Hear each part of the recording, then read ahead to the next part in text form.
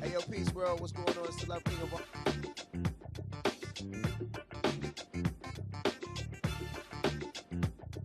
Hi, this is Shirley.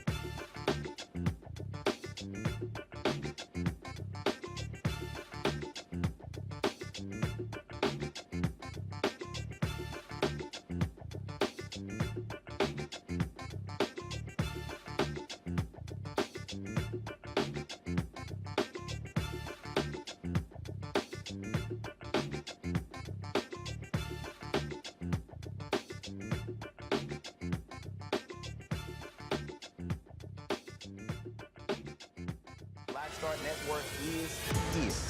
Oh, no punches! I'm real revolutionary right now. Support this man, Black Media. He makes sure that our stories are told. Thank you for being the voice of Black America, Roland. Stay black. I love y'all. All momentum we have now, we have to keep this going. The video looks phenomenal. See, there's a difference between Black Star Network and Black-owned media and something like CNN. You can't be Black-owned media and be scared. It's time to be smart. Bring your eyeballs home. You dig?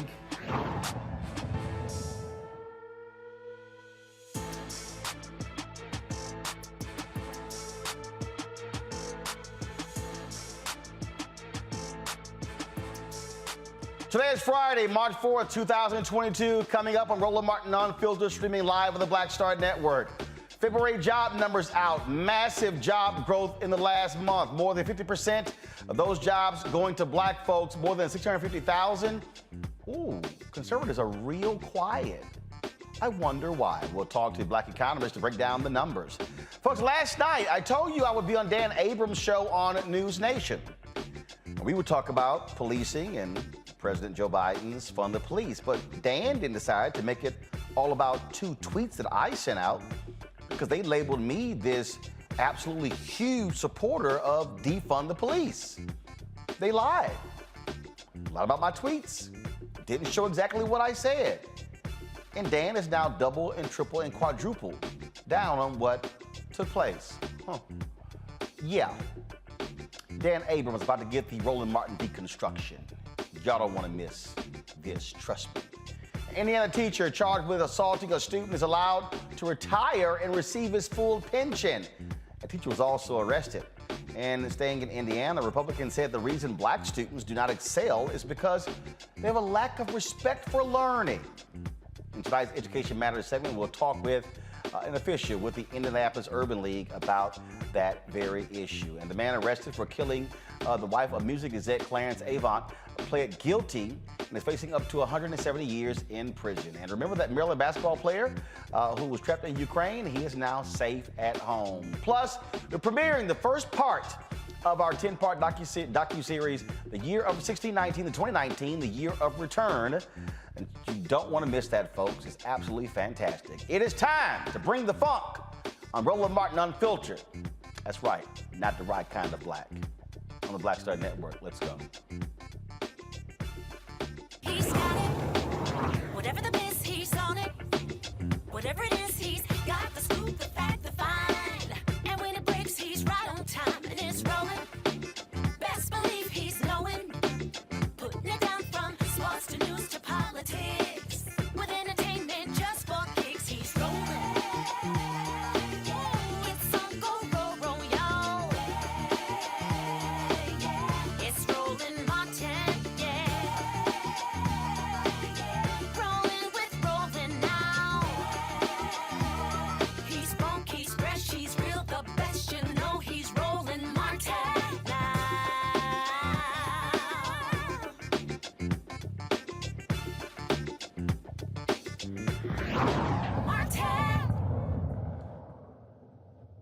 Jobs report.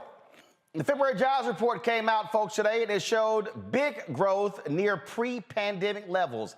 678,000 jobs were added, and the unemployment rate fell to 3.8% from 4%. Black women gained more than 50% of those jobs. In his State of the Union address, President Joe Biden urged workers to return to the office and downtowns to reopen across the country. Now, the report shows the economy recovered after the blistering wave of the Omicron variant. Gerald Daniels Jr. is an associate professor of economics at Howard University. He joins us now from Washington, D.C. Glad to have you on the show, Gerald. Let's get right to it. And so it's very interesting. The last 4 or 5 months, you've had a couple of jobs reports where the numbers were down. Republicans were crowing, "Oh my God, this is awful." Then what happened? That was an adjustment upward where we saw a significant growth. They were real quiet about that. You notice how quiet they were today when this came out, 678,000 jobs added? It's definitely a great sign. The economy is definitely going in the right direction. It's definitely what we want to see. We want to see more robust job growth. The labor market is looking a lot better than it has, over the last couple of years. So this is definitely where we want to go, definitely where we want to see the economy growing. There's still a lot of work to do. It's still a lot of work for us to get back to pre-pandemic levels. We're not there yet by any stretch of the imagination. So we still really need to focus on where we are today. And definitely, as we were discussing when we're seeing the unemployment numbers for the Black community, those are still not at their pre-pandemic levels. So we really need to still focus in on policies that are targeting the Black community. The unemployment rates are still high and higher than what they were at the pre-pandemic level. So we still need to stay focused. And the thing that we're looking at, Bill Spriggs, of course, with the AFL-CIO, former head of the economics department at Howard University, he actually tweeted this. He said of the 347,000 of the 678,000 jobs went to women, and said women have gained shares in construction, wholesale trade, retail trade, transportation, and warehousing, a shift towards higher wage industries. When you look at the numbers and breaking it down, when it comes to African Americans, what are the sectors where we are seeing, again, the type of growth? So more looking at the whole picture for the Black community, I would love to start there. We know that for Black men, especially those who are 20 years and above, we're seeing that the unemployment rate has ticked down this month. Unfortunately, for Black women, it did tick up a little bit. Labor force participation rate is higher for Black men, but it's a bit lower for Black women this last report. Remembering that, a lot of the jobs that were impacted during COVID heavily hit the Black community in general, and still we're still recovering, so we still have some ways to go, but the numbers are definitely going in the right direction. We talk about the numbers. Was one of the things that's real interesting. I was sitting here, I was talking about why the GOP is so quiet, and then Joseph Pinion, who is a conservative, he's running for the United States Senate. We've had him on the show in the past. This is what he tweeted back at me. If you were sick and forced to lay off the Roland Martin Unfiltered staff, then you got well and were able to rehire them. That's not company growth, that's recovery. The stats aren't the issue. Portraying the job numbers as historic economic growth is the problem. It's dishonest. Actually, it's not. I mean, facts are facts. If the economy had tanked in 2020 and early 21 and it's recovering, that's called growth. Yeah, you're absolutely correct. I mean, we are recovering. The job market, labor market is recovering. It's going towards. It's heading in the right direction. Hopefully, if things keep up in the direction that they're going, we will be back at our pre-pandemic levels sooner than later. I think we should focus on the bright side that we're seeing here, and really focus on making sure that continues to happen. See, the reason I find this to be hilarious, as I listen to how conservatives want to spin this, is sort of like we had the economic downturn, the financial crisis in 2008, which impacted us in 2009, 2010. And using their argument, President Obama could not hail the economy returning because in their eyes, it was because of the financial crisis. Well, that's the whole point. And so this whole idea, let's try to go back to pre-pandemic levels and then try to characterize what is economic growth. No, it's based upon the conditions in which you confronted when Biden came into office. It's undeniable that compared to where we were, during the pandemic about 2 years ago, we're in a vastly superior position than we were in the past. I think that's really where the focus should be on continuing to promote that growth, continue to encourage firms to hire, and continue to see a healthy, robust labor market going forward. Absolutely. All right, Gerald, look, we certainly appreciate it. Thank you so very much for joining us to talk about these great economic numbers. Pleasure to be with you. Thank you, Ron. All right, then, folks. So the thing that I laugh about when I see these folks with their whining and complaining is because it totally screws up their narrative. I mean, it just destroys their narrative. They don't know what to do now.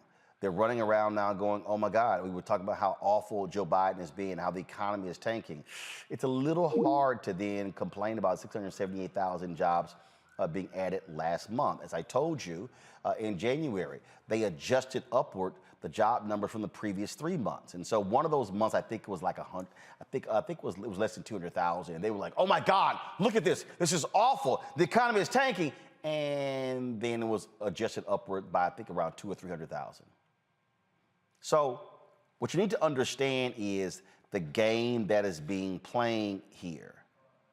And so now what you're seeing is, and then you have to tie, again, the success of getting people vaccinated, the strategies that were being implemented by the administration to the improving numbers. When you see mask mandates being lowered, that's kind of important. When you begin to see folks coming back to office, that's also tied to the public health policy. See, all these things go together, but they don't quite want you to understand that because they're really more interested in playing politics. And see, here's my deal. I'll give credit where credit is due. I will. Now, when Trump was crowing about the economy, it was a little hard to talk about. He's like, oh, it's the best ever. That was a lie. It was a lie. And that's what you see. You see lies from folks. We're bringing Michael Imhotep, post, of course, African History Network. Michael, again, I sort of laugh when I listen to these folks who are upset, whining, complaining about how the economy is doing because, frankly, the Republicans are rooting. They're rooting for failure. Absolutely. Yep. And then you have a fantastic unemployment report. Now, we know wages didn't go up, but I mean, look, you had 6.5 million jobs created in the first year of the Biden-Harris administration. If Donald Trump had these numbers, Republicans will be singing at the top of their lungs, talking about how great the economy is. This is why we got to watch these people who keep voting against our interests. And then when you have still recovering from the pandemic, still there's progress that needs to be made, okay? And a lot of the reason why the economy is doing the way it is because of the American Rescue Plan, $1.9 trillion American Rescue Plan, which passed in, it was signed into law in March 2021. No Republicans in the House or the Senate voted for the bill. This is one of the reasons why I think Republicans are trying to speak out negatively against the economy because they know they're not responsible for it. They voted against the American Rescue Bill, American Rescue Plan. They voted against rescuing America. And let's also be clear, Michael, they also do not like increases in the minimum wage. Go back to my computer, please. This is what Bill Spriggs tweeted. Average hourly wages were up 5.1% over last February. Let's go, folks. But up 11.2% in the lowest wage industry, leisure and hospitality, on the strength of 21 states having raised their minimum wages on January 1st, meaning low-wage workers are beating inflation. So, for the people who were critical of raising the minimum wage, Republicans, this is an example of by wages being raised, they're now beating inflation. Because there's more money in their pockets. Absolutely. And not only that, when you talk about Republicans being against raising the minimum wage, this goes to right-to-work states. And we know that right-to-work is heavily pushed by the Koch brothers. There's only one now, so Koch brother, and organizations like Americans for Prosperity, okay? And they're also anti-union. So you have a push to unionize a lot of low-wage workers. And then at the same time, you have an increase by 11.1%, I think you said 11%, when it comes to wages for low-wage employees. So Republicans are trying to take back the House and the Senate in 2022. They want to speak out negatively against this economy. They're not providing any policies that are going to be beneficial to the average American, especially African American. And the only thing they have are tax cuts. That's all they have. That's the only economic plan they have. And you're right. They voted against the American Rescue Plan, did support Build Back Better, did not support any of the other plans. And so the bottom line is, they actually have no agenda. This is also another tweet that Bill Spriggs sent out. The black unemployment rate fell for good reasons from 6.9 to 6.6%. Labor force participation rose with more successes finding jobs than stuck unemployed. The share employed rose from 57.7 to 58.1%, still worse than the high school dropout and unemployment rate of 4.3%. And so again, when you look at what's happening, and let me be real clear with people, we are not saying the economy is perfect. We're not saying that at all. What we are saying is that we are seeing an improved economy. We're seeing more people get back to work. We're seeing people who no longer have to, rely on unemployment benefits in order for them to be able to survive. And let's also keep in mind, who are the people cutting unemployment benefits? Republicans. Republican governors. Absolutely. Well, you look at New York Times. I was looking at the reporting from the New York Times on today's unemployment numbers or the job numbers. Men, and especially black men, jumped back into the job search in February.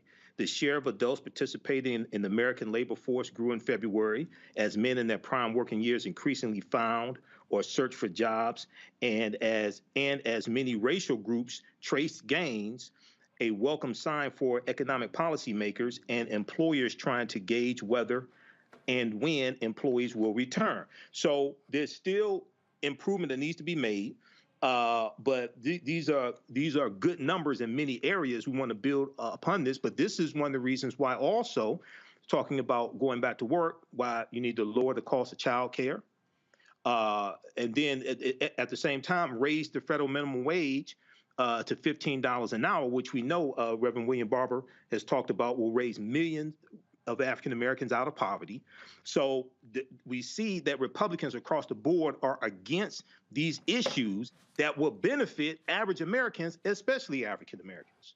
Oh yeah, I mean it's just hilarious. You're watching to see how this all plays out. All right, folks, I got to go to a break. We come back. Why is Meghan McCain having the audacity to diss the Vice President of the United States?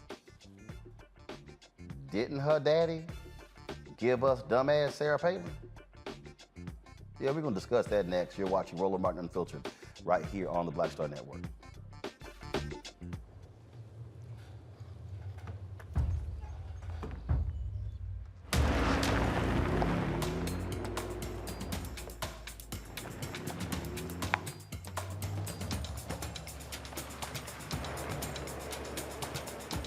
All right.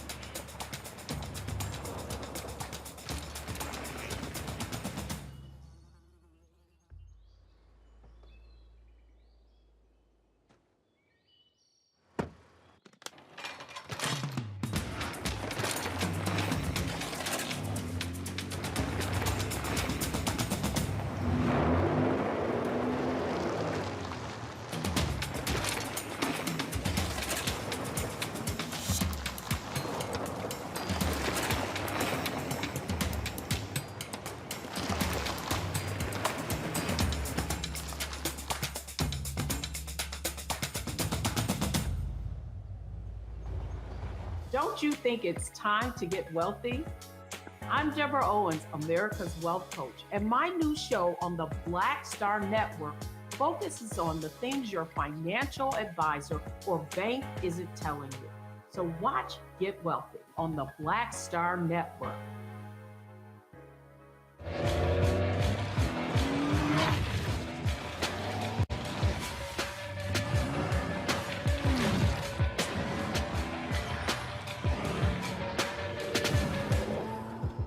Pull up a chair, take your seat at the Black Table with me, Dr. Greg Carr, here on the Black Star Network. Every week, we'll take a deeper dive into the world we're living in. Join the conversation only on the Black Star Network. You want me to do something crazy, but I don't know what to do. I'd rather just sit here. I'm Chrisette Michelle, and you're watching Roland Martin, Unfiltered. I mean, could it be any other way? Really? It's Roland Martin. All right, folks. So the White House announced that Vice President Kamala Harris is going to be traveling to Europe to meet with officials in 3 different countries. Oh, that was not sitting well with poor little Meghan McCain. She tweeted this 19 hours ago when the Hill discussed this. She goes, "Please, for the love of God, send a serious person instead." Really, Meghan? Really? So then Meghan decided to weigh in further when she tweeted this out. Nothing like trending on Twitter again for something people say all the time outside liberal circles. Then she tweeted, I believe the actual office of the vice presidency is serious and should be respected. I believe given the gravity of what is going on in Ukraine, a more capable diplomat should be sent to negotiate. She can barely get through an interview with Charlemagne. I stand by my words. Really? You stand by your words. The reason I found this to be utterly laughable coming from Meghan McCain is because this is the same person who always talks about my father, my father, my father, my father, my father, my father, my father, John McCain, my father. The same John McCain, Senator John McCain, who picked one of the dumbest people ever to be his vice presidential candidate, Sarah Palin, you know, the one who could barely read. Yeah. So Meghan, really? You should never be commenting about a vice president because of who your father picked. See, want to bring in Kelly Bethea, communication strategist here. Kelly, see, the thing that's hilarious here is that, you know, Meghan spouts off, but let's just be honest. And look, and I've met Meghan. Meghan in the past has said she liked my work and respected my work, and that's all fine. But look, I kind of went to school for this. I kind of trained for this. This is what I do. I ain't have a daddy who was senator and a rich mama. And the reality is, Meghan McCain talking about foreign policy is literally like one of my nieces talking about the space shuttle. That ain't what they do. So you might want to stay in your lane, which is really about being a spoiled rich girl. I think she is trying very hard to stay relevant. As we have seen over, I forgot how long she was on The View, but in the years that she was on The View, I can't recall a time where she said something that was relevant. And the only time that she said something that was remotely picked up by any media was when she was in contention with Joy or Whoopi, who frankly just stood their ground because they knew what the facts were. Joy, Whoopi, and other women on The View have way more credentials and way more credibility and just more intelligence, frankly, than Meghan McCain herself. She has basically failed her way upwards, resting on the back of her father's name, her deceased father's name.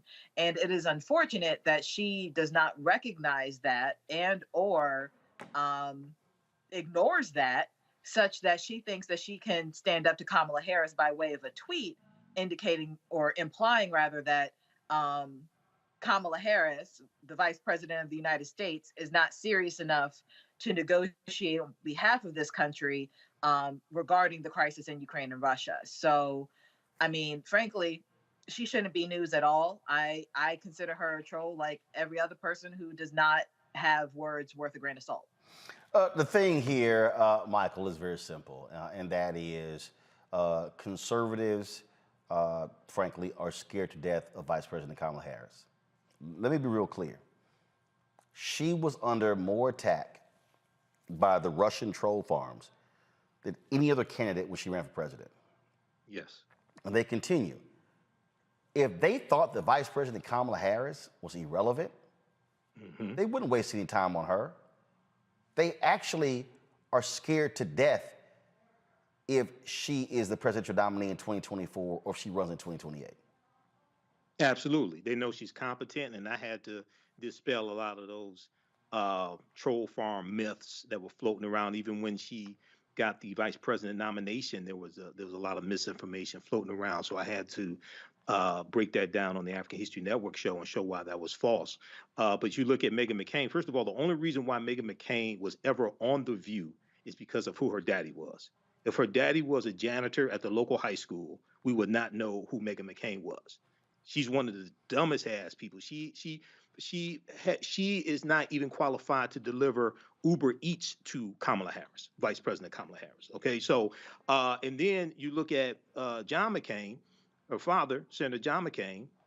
He had as his running mate Sarah Palin, who's probably one of the dumbest running mates probably in the history of the presidency. When you go back and she was asked the question, so tell me what newspapers, what news outlets do you read? She couldn't name one. She couldn't name one. She said, well, I read the majority of them, blah, blah, blah. She couldn't name one. So Megyn is just trying to stay relevant, okay? And, this is a bad way to do it. And you just look at Tucker Carlson attacking Judge Ketanji Brown Jackson, wanting to see her LSAT scores. More nonsense coming from the right wing. So they feel threatened by intelligent African Americans, but especially intelligent African American women. Just so people understand how utterly illogical these people are. I mean, and when I say utterly illogical, Matt Manning, this fool Tucker Carlson last night, literally, first of all, he's now admitting, he got it wrong on Russia. Right. But this dumbass is actually trying to blame it on Kamala Harris. I mean, okay, y'all, if y'all want to see stupid, I just got to show y'all stupid. I mean, and when I say stupid, like really stupid. Let me pull the right clip up, because I just want y'all to get a hearty laugh out of this. Watch this. So if the vice president of the United States interrupts an adult security conference to talk like that, you conclude that whatever crisis they're talking about at the conference couldn't be imminent. They must have plenty of time to fix it. And that's why they could afford to send Kamala Harris in the first place, because actually it's not as big a deal as it seems. Clearly, the White House must see European heads of state as equivalent to TikTok influencers. And this is some kind of photo op. That's what we concluded. How could we not conclude that? So that's first of all, you concluding anything is because you're an idiot. But it's hilarious to watch this completely untalented and just nutcase. I mean, let me just play one more. So, Matt, before how this fool is trying to blame Vice President Kamala Harris for the Russia invading Ukraine. If you want to see stupid, y'all, watch this. Even spinning out of control. And that, we must be honest, is shocking to us. We've been taken by surprise by the whole thing. We're not the only ones who were, but we're willing to admit it. The only thing more embarrassing than being wrong in your estimates is pretending that you weren't. So why didn't we see this coming, this total loss of control? Well, because we assumed that if things were dire, serious people would be involved in fixing them. But we looked up and we saw Kamala Harris involved, and that reassured us. Harris had just come back from Europe, where she'd been conducting, quote, diplomacy with her allies, and that appeared to be proof this could not really be a big deal. The situation in Ukraine had been legitimately serious. If the future of Europe and the world hung in the balance, as now so obviously it does, of course, the Biden administration would not have sent Kamala Harris to fix it. Here we go. Because that's not her job. So that's what it is, Matt. We didn't take Russia seriously because they sent Vice President Kamala Harris. Man, go sit your stupid ass down. Matt, go ahead. And he's a panderer. And he's pandering to all the scared white people who don't like Kamala Harris, who, to Michael's point earlier, don't like intelligent black people who are in high positions. This is ridiculous. This is speaking out to all those people out there who are mad that she is the vice president. That's really all it comes down to. And it's ironic that he would talk about not, accepting when you make a mistake, when he has to come on and say he made a mistake in his estimation. So, I mean, he's a dog whistler, and we know that about him. And none of this is a surprise.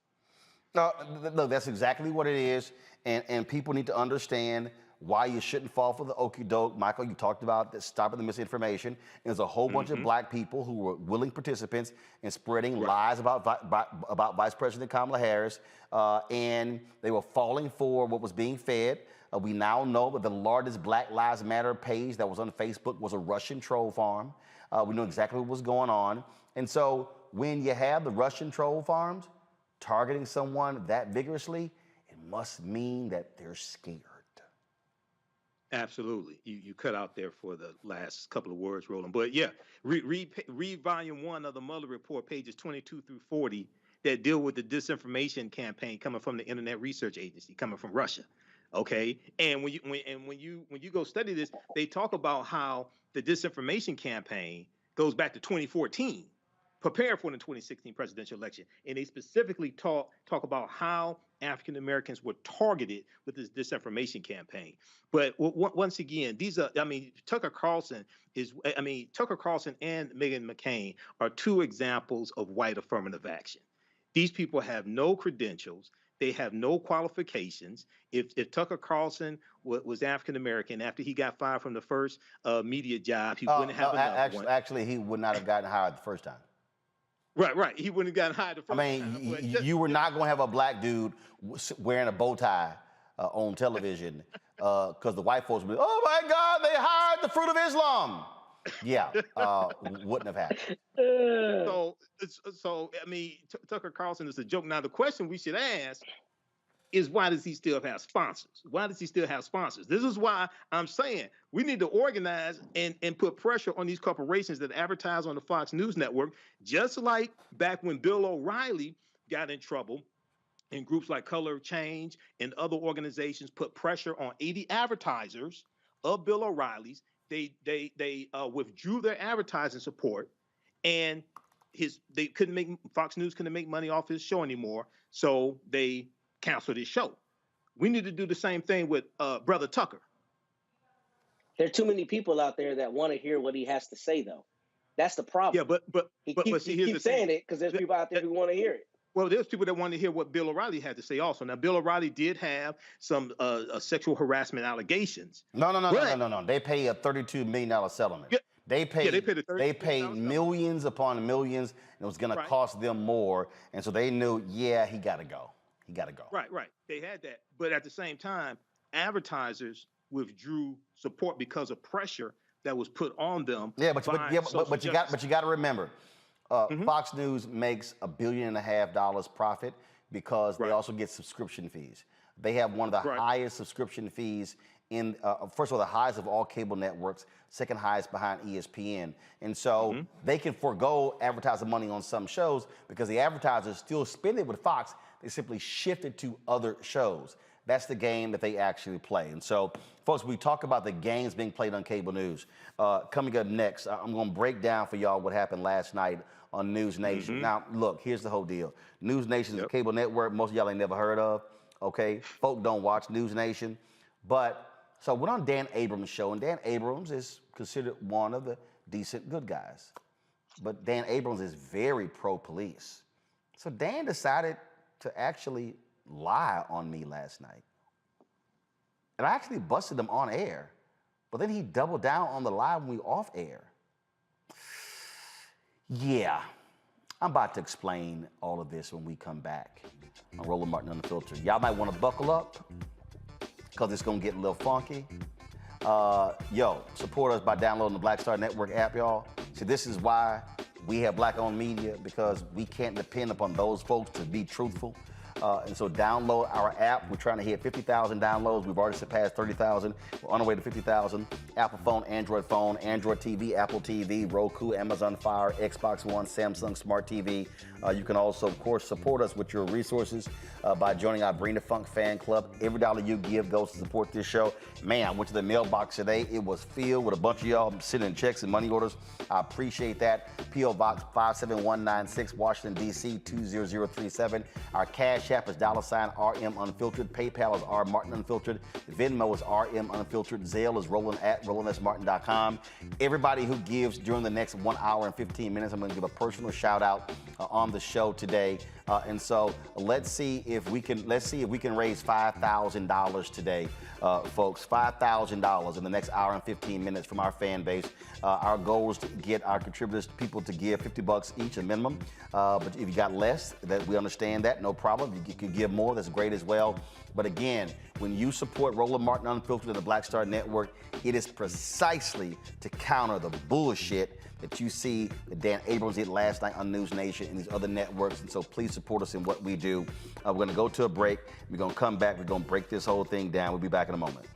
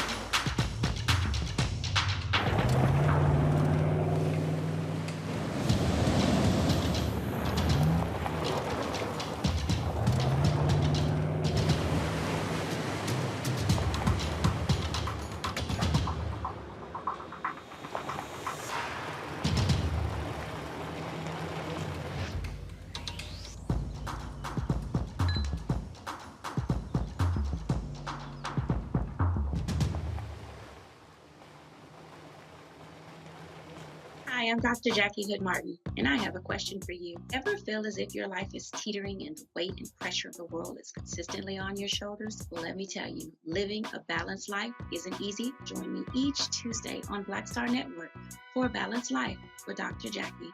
We'll laugh together, cry together, pull ourselves together, and cheer each other on. So join me for new shows each Tuesday on Black Star Network, A Balanced Life with Dr. Jackie.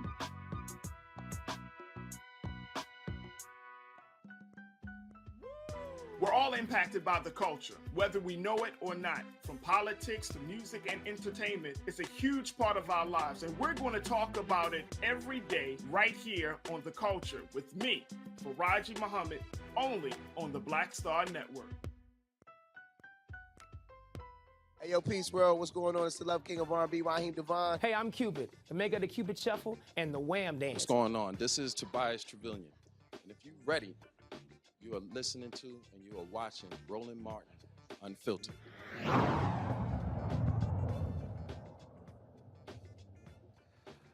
All right, folks, welcome back to Roland Martin Unfiltered here on the Black Star Network. So yesterday, my publicist hit me up saying at the folks at News Nation, that's a cable network started by Nexstar, used to be WGN America. They wanted me on the show to talk about President Joe Biden's comments at the State of the Union call dealing with Fund the Police. Sure, no problem. So we had a pre-show interview. It's called a pre-interview around 2 p.m. Eastern. The show, they said, hey, your hit time is going to be 9:25 a.m. Eastern. Okay, that's no problem. So again, I was told that the segment was supposed to be about this whole issue, the issue of defund the police and Biden's comments about fund the police. That's what I was told. So they sent a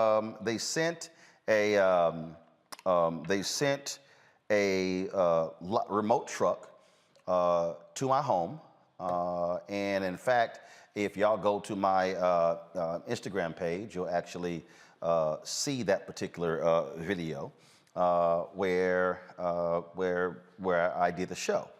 So fine, no sweat. That's what we did.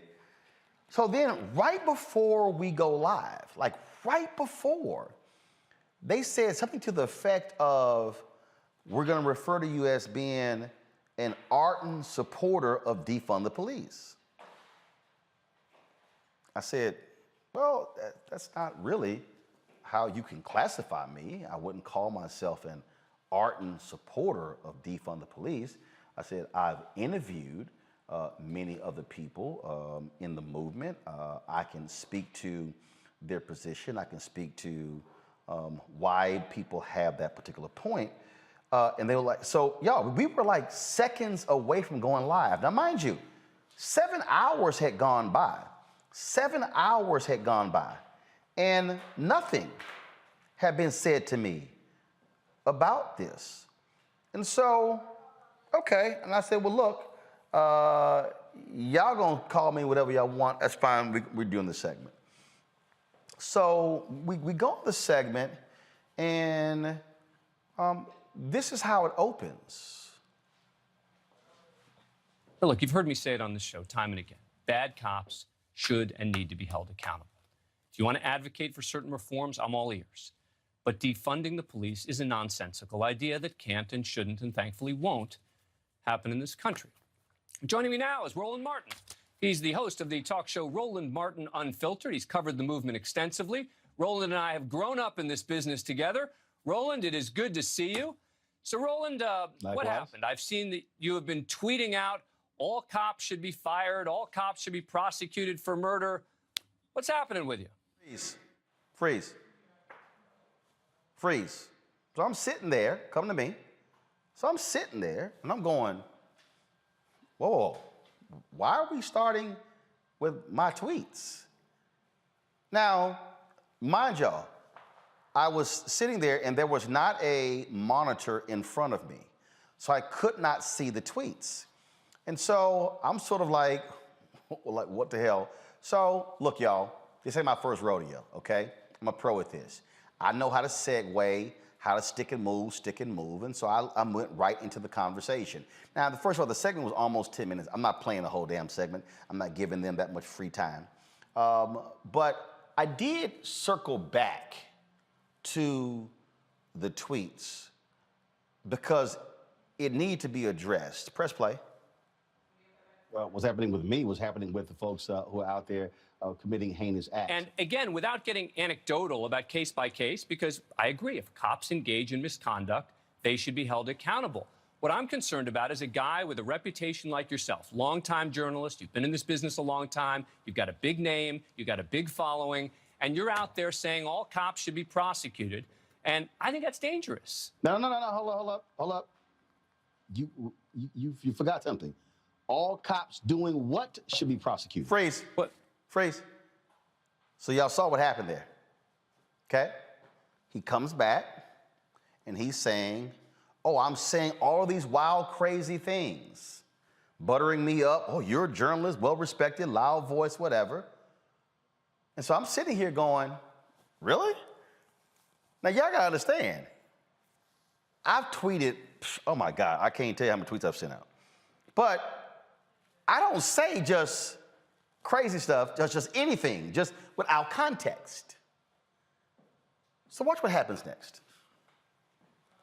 Well, let's read, should we pull the quote from your Twitter again? All right, can we put up Roland's tweets again, please? The two that we had in the introduction. I have no monitor here. I have no monitor here, but go ahead. Every cop should be fired. Freeze. Every cop should. Now, leave it up. So y'all see right there, this was a tweet that was sent on February 22nd, 2022 from my iPhone at 5:05 p.m. You see it right there, okay? You see nothing below that. That's kind of important. Press play. Be fired was the first one. And then the second one was every cop should be prosecuted for murder. In response to what? Freeze. Boom. I'm not crazy. I know I'm responding to something. So you hear me say, in response to what? Which means I know there is context to what I was talking about. Press play. It's not a response. It's your tweet. It was an original tweet. It wasn't a response to somebody else. Freeze. It wasn't a response to someone else. Right then, I knew he was lying. You can look at my face and watch what I say. Press play. No. What I'm saying is, it's not just like, oh, every cop should be prosecuted. If there are police officers, and I've been very clear with this, when you have cops who purposely turn off body cameras, who turn off dash cams, gotta go. If you have cops who lie on police reports, and we know after the fact that what they said was wrong, gotta go. But again, for bad police, they don't want to see accountability for police. They want to see accountability for police misconduct, and that's the problem. And that's why when you say, again, and this matters to me because you matter, because your voice matters, because you've got a big voice in this country.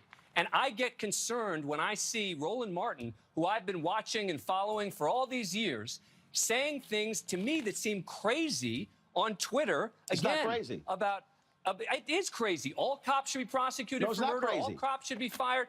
That scares me. You just last week, Dan, last week you had the Department of Justice who moved forward and they had the convictions out of Minnesota. And I think that we have a problem in this country with too few people respecting police at this point. Well, a lot of people respect cops, but again, you don't come back from dead, Dan. Well, it's hard. It's hard to respect them that are buried people. But Roland, again, it's hard to respect them with the language again that you use, and I say that with respect because of who you are. I mean, it wouldn't matter if you were some random guy on Twitter. So that's the point. If cops turn off body cameras, they gotta go. All right. If they are committing be specific. They gotta go. Then be specific. And you have been. And I'm very specific. I hold them to a higher standard. Look, you've been specific on this show. Look, but you've been specific on this show. You weren't on Twitter, which is what scared me. No, Dan. I've been specific on Roland Martin Unfiltered. I've been specific on CNN, on MSNBC. I've always been specific. Well, Roland, I appreciate you coming on the show. I would have loved, if I had a monitor, I would have loved to see the tweet you're talking about. So have your folks email it to me. But trust me, I'm real specific about cops who do wrongdoing. And you know what, Roland? And how they need to be here's the other thing. I'd love to have you back because I appreciate the conversation. Call me I appreciate anytime. you. So Dan said, I need to be specific. So when the show was over, y'all, some of my followers jumped on this thing. Let's show how specific I was. So here's the deal, y'all. Come on, switch camera, y'all. Come on. Come on. So here's the deal. This right here is the tweet that Dan posted. Every cop should be fired. This right here is the actual tweet. Every cop should be fired. What was it in reference to? This New York Times story. Jazima Goldring was walking in Atlanta with her friends when police officers arrested her for jaywalking and claimed there was cocaine inside her stress ball. They were wrong, a federal judge said. Now, after 5 months in jail, she's due $1.5 million. Dan said, I need to be specific. This is specific. This is called a quote tweet. Anybody who understands Twitter knows when you do a quote tweet, you are responding to the tweet. Dan Abrams has done quote tweets. He owns the website Mediaite. They have done stories on quote tweets. Let's go to the second tweet Dan showed on the show. He showed this here. Every cop should be prosecuted for murder. That's what Dan ran on his show. What didn't Dan run on his show? This is the actual tweet. Every cop should be prosecuted for murder. What was I speaking about? This Al Jazeera Plus story where Minneapolis police released video of the police killing of Amir Locke during a no-knock raid. He was 22. Police shot Locke, who was black, 3 times as he lay on a couch under a blanket, saying he had a gun. Locke was not the target of the warrant and was a licensed gun owner, says family. That's what I was referring to. I was being extremely specific. What Dan's people did was they cut my tweet and posted it this way. Dan said on the show that, Roland, this was a standalone. He said it was an original tweet. Y'all, if you edit it, if you misrepresent, this is called a lie. This is called a lie. This is called the truth. Dan Abrams' show right here is the lie. Roland Martin's tweet is the truth. So what happened? Dan got lit up on social media. I mean, I'm talking about lit up on social media, okay? I hit him last night by outing him as the lie, putting it on Twitter, putting it on Instagram, putting it on Facebook. Then other folks start responding. Y'all go ahead and pull some of those tweets up. You're gonna see right here what folks were actually saying. It's been 99.99% against Dan. He's been blasted by people left and right. Go full screen, please. Here you got Mark Lamont Hill saying, come on, Dan, clearly you posted Roland S. Martin's comment without showing the context. Now, instead of just saying we should have posted the context of his tweet, you're attempting to place Roland on the defensive. This is a bad look, my friend. Because see, what happened was, no, go back. Because Dan, this morning, posted that tweet at the bottom. See, first of all, do y'all see this here? This is called a quote tweet. Mark Lamont Hill is responding to Dan Abrams' tweet in a quote tweet the same way I did. Dan Abrams tweeted, lots of chatter about last night's Dan Abrams live show. If Roland Martin didn't mean every cop should be fired when he said below that every cop should be fired, all he has to do is say so. Happy to do a follow-up segment. I said so. I literally said it on the tweet. Dan is being disingenuous with what he said. Next tweet, please. Here is Ellie Mistel saying, Dan, here's the thing. If Roland Martin wanted to say every cop in America, he'd have said it, and he'd be defending saying it. You're proceeding from the false premise that black people like Roe are ashamed of our views. We're not. If we have a point, we make it. Yep, he's absolutely right. Next tweet. Tiffany Cross, it's completely inappropriate and dishonest to not inform viewers it was a quote tweet responding to a story. News Nation has failed to find a significant audience for its stated mission to provide a just the facts approach to TV news per the LA Times. Clearly not just the facts. Next tweet. Dude, Cliff Albright, founder of Black Voters Matter. Dude, just stop. You're embarrassing yourself. There's no need for Roland to, quote, set the record straight. The screenshots are the record. Just apologize, blame your producers who cut off the quoted tweet and keep it moving. Next. Adam Sir, altering an image of a tweet reacting to a particular story to remove the story it is reacting to obviously changes the meaning of the tweet. Next. Reese Colbert, this is disgraceful but typical of Dan Abrams' starry-ass part. To alter the image of a quote tweet to present a misleading narrative is the epitome of disinformation. Republicans ain't got shit but lies. Pathetic. P.S. When something sounds inflammatory, verify before reacting. Next. You purposely cut the tweet for your own personal gain, which shows your lack of integrity as a journalist. If your argument is solid, then you should have included the tweet that Roland was responding to. Instead, you gave half of the information. Bovary C tweeted this. Next. Boy, bye. You knew what you were doing. You intentionally left out the context, and now you're clout chasing for a follow-up. You tried it. Now take the L and the dragging from these Twitter streets because we ride for Roe. That's Mary J, that chick MJ with her tweet. Next. I wondered at first if he just got the wrong info and ran with it. But to now double down as if that show was so full of integrity is inexcusable. Abrams is showing us honesty is not important to him. Addy 703. Next.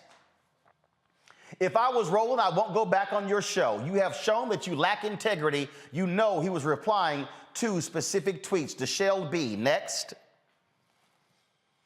Robert Stevens, you did a horrible, unethical, non-journalist thing, and now you keep doubling down on it? Pathetic. ABC, why are you condoning this? He's also a chief legal analyst for ABC, and that's why they have ABC in it. Next.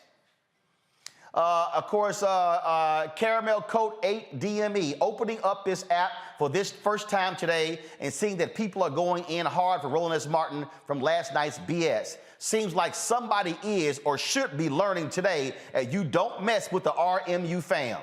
Yep. Next. Jonas 11. Dan Abrams, you're trash. Using a legit member of the journalistic community to get viewers for your weak show is desperate and mean-spirited. It's small too, but you know how you are. Back to my original comment, you're trash. Raising dim women. He absolutely owes you an apology. His behavior and dishonest misleading is no different than what Tucker Carlson does. And this here from Your Street. So y'all be sure to go to Mediaite and pull up their story so I can reference that. This is why he did it, Roland, because nobody watches News Nation. So he figures, let me yell and lie on a black man because that always works. All caps, not this time. Now, folks, I did this here is I did put in a call to Michael Korn. Michael Korn, he is the leader of News Nation. So I'm going to tell you in a second what he said. I want to first pull up the Mediaite story. Now, Mediaite is a media website that does critical analysis and covers various things about media. Dan Abrams' company owns Mediaite. They literally have done stories using quote tweets. Now, they've even done stories criticizing other media, namely Fox News, when they do exactly what Dan Abrams in his show did to me last night when it comes to taking something out of context and presenting it as fact. And so Mediaite finally posted this story right here. Roland Martin calls out Dan Abrams after fiery News Nation segment on policing. First of all, it wasn't fiery. I can tell you right now, that shit was lukewarm. Y'all know doggone well I've actually, I can show you fiery. And so, no, pull this article back up. I want you to scroll down so you see the story. They lay it out in here. Scroll up, please. Come on, scroll. Y'all got, thank you. Keep going. So you see what they lay out in here. They got my tweets in here, all these different things. And it was a fair story. I want to see who wrote the story. I want to see who wrote the story. Roll up. So who wrote the story there is Jackson Richmond wrote the story. I mean, decent story. But do this for a second. I want y'all to go to the comments on Mediaite's website. Go over to the bottom. Go to the comments. I want y'all to see what the people on Mediaite are actually, come on, go right there. Right, boom. Dan Abrams is always railing against other media figures who do this type of thing. What a hypocrite, and his so-called apology was sorely lacking. Abrams come back on my show to provide me with more content. Yep, just look at who he hires. Context is something they omit regularly. He lacks the ability to hold himself and his employees to the same standard he expects of everyone else. Dan, you really should have shown that he was replying to a specific story. Context is crucial. I disown people who can't admit when they're wrong. I lost a lot of respect for Abrams. The next time Dan Abrams scolds another news outlet or host for bad journalism, I'm going to be like GFI. Abrams has turned into a Republican hack. Just look at this site and the sharp right-wing turn it has taken. Dan Abrams is just trying to get publicity for his failing show on News Nation, so he directs Mediaite to post this bull. I should make it a regular habit now of trashing Dan Abrams until he becomes a better journalist, but that might get me banned. And on and on and on. Nobody is supporting Dan Abrams. This is the statement that Dan Abrams gave to Mediaite, the site that he owns. If Roland didn't mean every cop should be fired, he can say that. Of course, I wish I had had the actual tweets in hand during the segment and then would have responded to him that his words were on top of a linked story about police misconduct. But those words were quoted accurately and still seem unambiguous and much broader than about a single story. But I am always open to criticism, and Roland can certainly come back on the show to do so. So I had a conversation this afternoon with Michael Korn, who is the news leader at News Nation. And so Michael Korn said that I'm certainly welcome to come back and to call Dan out and to correct Dan. Here's the issue that I have. And I have this open invitation. Now, Dan's people have reached out to my publicist, and they're like, oh, he can come back on Monday. So I told Michael Korn that, you know what, I'll mull it. I'll think about it. But here's the real deal. Why in the hell would I go back on somebody's show to clarify what was clear and precise in the first place? You the only one who's confused, Dan. Y'all, don't take my word for it. If you go to my timeline, if you go to Twitter and type in Dan Abrams, if you go to my Instagram page, if you go to my Facebook page, ain't nobody confused about what I said. Like, maybe 2 or 3 people out of hundreds said I was wrong. Then when I hit them with the tweets, they were like, shit, yeah, he got a point. Yeah, damn, he got a point. Yeah, I kind of see what he's saying. So you want me to come back on your show? Now, Dan, it's real simple. The only way I'm coming back on your show is if you are going to apologize on your show.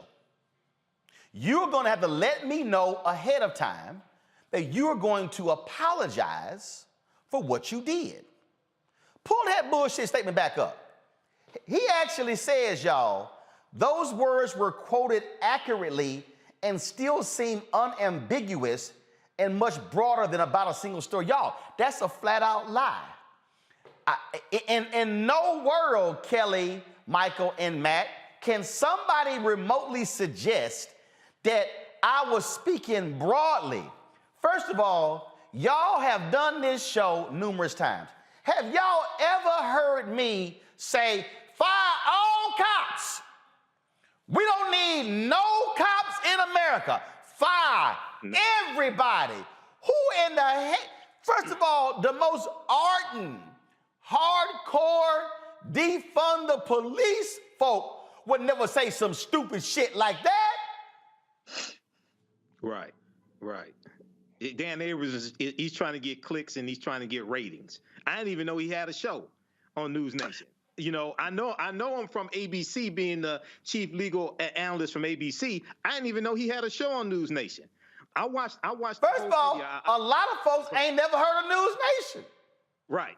Exactly. So I watched the video you posted on your Instagram page last night when I got finished doing the African History Network show, and then I watched the entire 9-minute segment on your YouTube channel. And the other thing is really important here, Roland. If you look at one of the chyrons during that segment, it says anti-police crowd not happy over calls to fund the police. Okay, this is right underneath you speaking. All right, you're not anti-police. Nope. See, what they do is they create this narrative to draw in viewers, to make this go viral, to try to increase their ratings. Now you do know who was one of the people who was hired as a consultant with News Nation when they first started. Was it you? Bill Shine, the former number 2 at Fox News. But go right. Yeah, Bill Shine. Yeah. But see, that's what they do at Fox News. They do stuff like that at Fox News to throw red meat to their base. It's very disingenuous. So with Dan Abrams, somebody as intelligent as he is, he should know, number one, if he just saw if an intern handed him a sheet of paper with a standalone tweet from you that said all the police should be fired, he should know that there's something more to that. Okay, but no, he wanted to run with that story. But lastly, the other thing is, Roland, I would encourage people, this whole thing with Biden saying fund the police, things like that, I would really encourage people to read the op-ed article that Biden wrote for the USA Today, June 10th, 2020, when he was running for president. And it said, the name of the article is, "We must urgently root out systemic racism from policing to housing to opportunity." And right in here, the second line says, he said federal dollars should not go to departments that violate people's rights or turn to violence as a first resort, but I don't support defunding the police. And then he goes through and breaks this down. He said this during the campaign. He goes through and breaks all this down. But then when you look at when the George Floyd Justice and Policing Act, when the talks fell apart in September 2021, September 28th, 2021, the article from theweek.com, you talked about it on your show, I talked about it on my show, largest U.S. police group appears to counter Senator Tim Scott. Well, because they know he was lying. They know he was lying. And this is the game that they play.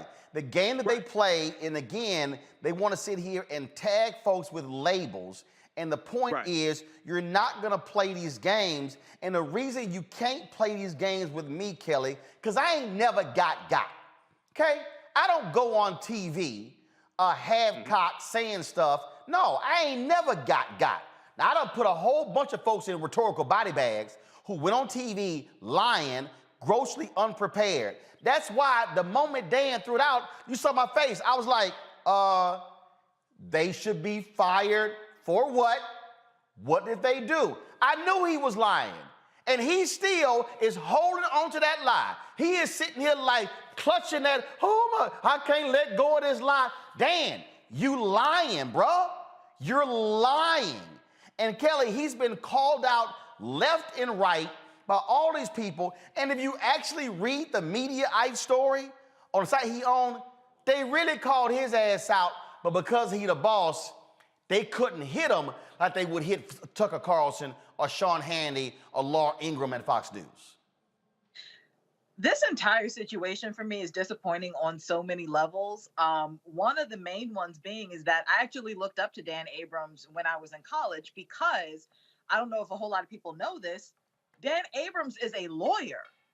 So that's what is really disappointing to me. The fact that he's not just a journalist, he's a lawyer. So there's an added level of ethics and conduct that you need to follow as a lawyer.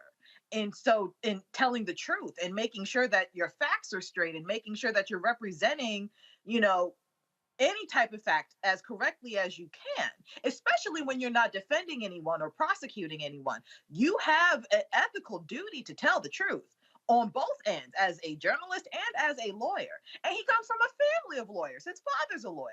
So this is not new for him to be telling the truth. So the fact that he did that to you is just disappointing on several levels. But not only that, the fact that his own website is admitting that he's basically failing at his job. So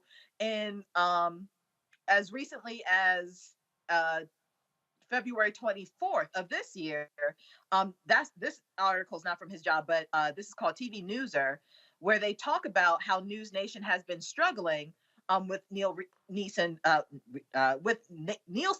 rating. Excuse me, I'm getting tongue-tied. Since its launch. It's only launched since January of last year. I personally only know about News Nation because it's the only cable network that airs what's the show called? In the Heat of the Night. I like that show, and that's my show that I watch as I work. Look, Kelly, here's the deal. I know people there. Adrian Banker got a morning show there. Support Adrian. I've talked to her offline. They got some other folk there. Nicole has a show. But here's the whole deal. What this got to do is with lying. What this has to do is when a person or producer deliberately misinterprets, lies, what someone says. Pull the tweet back up. When you cut off the bottom of the tweet, that is the equivalent of doing a half of a quote. That's like Kelly saying, I'm not saying it's right, but this person needs to be in jail. That's like saying, well, leave the first half off, we're going to keep the second half. That's the game that they played. And it was deliberate. If y'all look at the segment again, he's calling me out, Matt, saying, you got this big voice, and I get concerned when I see someone like you, Roland Martin, saying these crazy and wild things. And it's like, what the hell are you talking about? And so here's what he's doing today. He doesn't want to throw his producer under the bus. Mm-hmm. And you know what? Then I get that. But here's the whole deal. He could have averted this ass whooping if he had just said, you know, Roland, my bad. We should have had the full tweet up. You're absolutely right. I'll correct it tomorrow. Now, that wouldn't even require an apology. They're just saying, I'll correct it tomorrow. No. He doubled down. He doubled down last night. He tripled down this morning. He got quadrupled down in the statement to Mediaite. And so it's like, we about to wet that ass. Because see, here's what's about to happen. The National Association of Black Journalists is about to drop their statement calling out Dan for what he did. And so they're going to feel that heat all week, all weekend. And so they wanted me to commit to go on his show on Monday. I said, hell no. Hell no, I ain't committing to that. Because you want me to come on to explain myself when my tweet was clear? No. And Matt, you a lawyer? If he pulled that crap in the courtroom, the judge would admonish his ass. Mm-hmm. Sure would. And Kelly was 100% right, because the first thing I thought about this situation is Dan Abrams is a lawyer. If I went into court and I misrepresented to the court half of the facts, especially when I was prosecuting, I'd be called on the carpet for it. But what's even more insidious about this is not only did he double down, he tried to rile you up. Then he tried to sell to his audience that he had riled you up. Then he had tried to appeal to your logic and emotion and saying, but Roland, you're not the kind who would do this, as though you're going to acquiesce to flattery when in fact he's lied about the entire context. So that's what I thought was especially insidious about this. And it's indefensible. And you should not go back on his show until he publicly apologizes before you go on the show. And Michael Korn apologizes on behalf of the network. You have your own network. You don't need to give them any more time and space based on this lie that they created and trying to leverage this lie for more views and clicks. Well, and again, go ahead. Kelly, go ahead. Yeah, just one more thing, because I don't know if he has already moved to the 9 o'clock slot. He has. Last night, I was on around 9:30, so he's in the 9 o'clock slot. Okay, so with that being said, he's still in last place in any rating scale that counts. When he was in the 8 o'clock slot, he was behind not only Tucker Carlson in the thousands, but also Anderson Cooper, Chris Hayes, and even Stinchfield. And the gap between Stinchfield and himself. And so we say Stinchfield, don't nobody know that punk ass either. And that's my point. He's on Newsmax, and he's a true dumbass. But go ahead.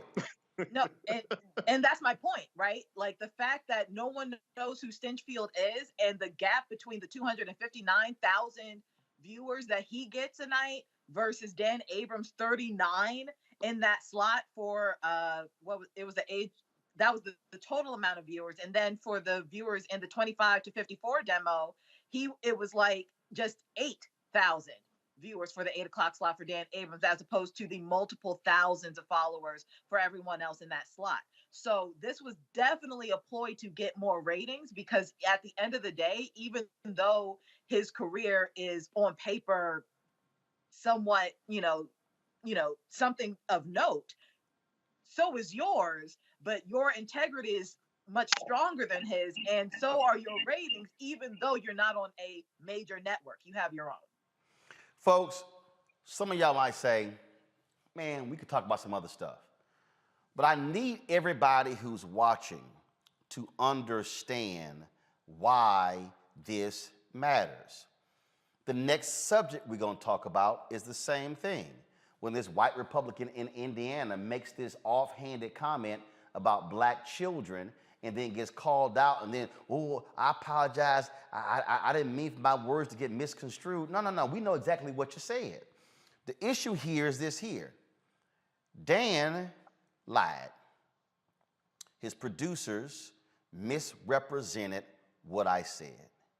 Dan refuses to correct it. Dan is so in the pocket of police, he is so deranged when it comes to cops, that in his mind, oh, I meant fire all cops. That is one of the most ignorant, ludicrous, ridiculous, crackish, meth-ish comments I've ever heard.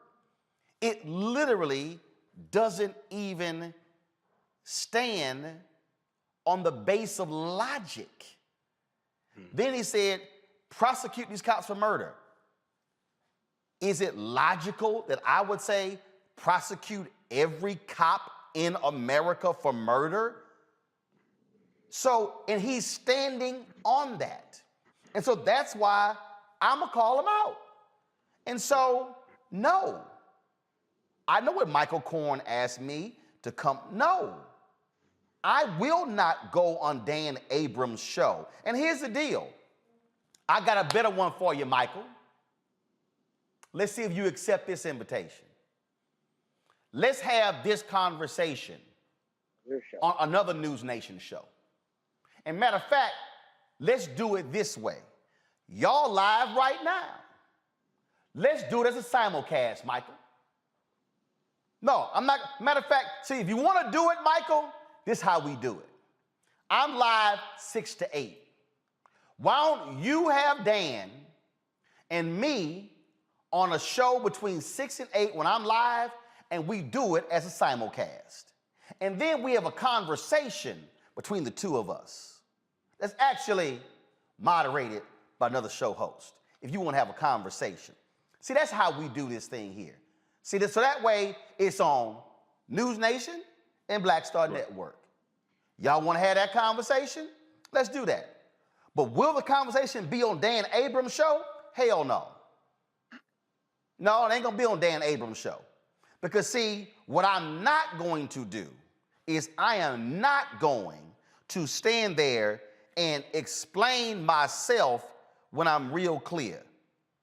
I remember when I did something stupid, my mama and daddy would say, I ain't got to explain shit to you. I knew exactly what the hell I had done. And so, Dan, you know exactly what you've done. You trying to be cute. Your ego will not let you admit you screwed up. And so it's your ego that's talking right now. And the greatest downfall, Dan, to a lot of folk is their ego. It's a whole bunch of people who have, with their ego, they have actually lost it because of their ego. And so the thing is this here, Dan. Over here, this Ida B. Wells painting, it says, the way to right wrongs is to turn the light of truth upon them. I have hit your ass with a spotlight that's as bright as the sun. And I'm going to hit you again and again. Because see, Dan, this is what I need you to understand. See this shirt I got on? This was a comment Soledad O'Brien made when somebody black at CNN was criticized. They didn't want me on the show. They said, he ain't the right kind of black. That ain't, and they damn right. I'm a different kind of black. I'm somebody who owns my shit. I don't have to go on News Nation or MSNBC or CNN or Fox News or ABC or NBC or CBS. I don't have to. I can talk on my own platform. And the thing is, you know doggone well what I said is truth. And so, Dan, you should stand up and say, Mediaite, tell it like it is. Be truthful. Be honest. And what you should do is apologize for screwing it up. Apologize, Dan, for doubling down. Apologizing for trying to gaslight. And what's going to happen? We ain't letting go. You're going to feel this next week and a week after that. And until you submit, Dan, until you commit, we're going to stay on your ass. Because what you need to understand is, in the words of my man, if y'all can pull it up, my man Bill Duke, from Menace to Society. That's exactly what's happened here, Dan. That's what happened right here. Now, Dan, you may not be aware of Menace to Society, but I can't think of any other way to articulate what you've done here. And the thing is, you really could have ended this a long time ago. But no, you chose to let your ego run amok. Now, Dan, Mark Lamont Hill called you a friend. And I've never thought you were one of the crazy guys. You were general manager on MSNBC, and you've done stuff. I've seen you on ABC with George Stephanopoulos, who I have great respect for. He has great respect for my work. I've been on ABC this week as well. I've seen all of that. All of that, Dan. Go full screen, y'all. But the thing I need you to understand, Dan, is, yeah, you done stepped in this thing, Dan. You done stepped in this thing. And so I just want you to realize, Dan, that, yeah, I ain't gonna let go of it. I ain't gonna let go of it. Bill Duke, let Dan know what he did.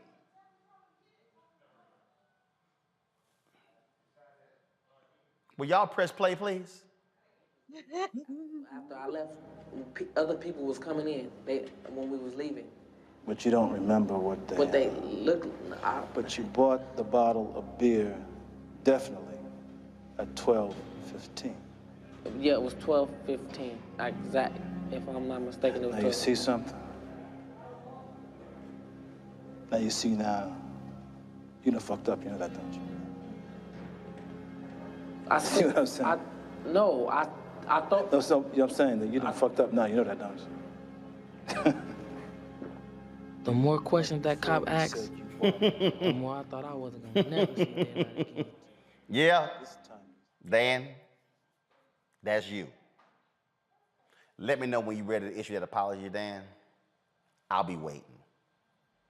You watching Roland Martin Unfiltered.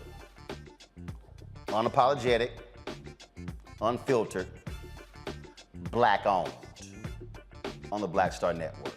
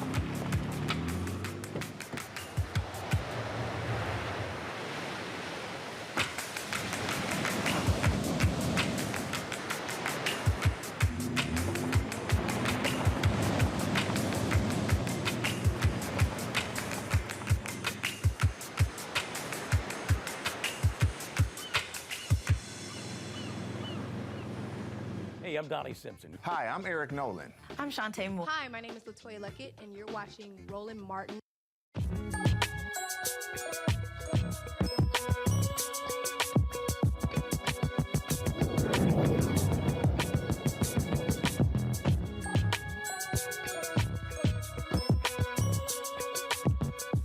All right, folks, welcome back to Roland Martin Unfiltered on the Black Star Network. So, it's really crazy when we think about the stuff that we have to deal with in our community. And we have to deal with people who say things and then backtrack when they actually said exactly how they felt when they did. And so in Indiana, there was a conversation taking place about education. And a Republican legislator actually made a comment about black students. House Education Committee Chairman Bob Benning of Indianapolis said this last week. They were having a conversation with regards to education. They were talking about standardized testing and students, and he literally said, y'all, he literally said, just want y'all to understand, that, quote, for black students, they don't perform better academically because they lack respect for learning. Well, he got lit up because of that.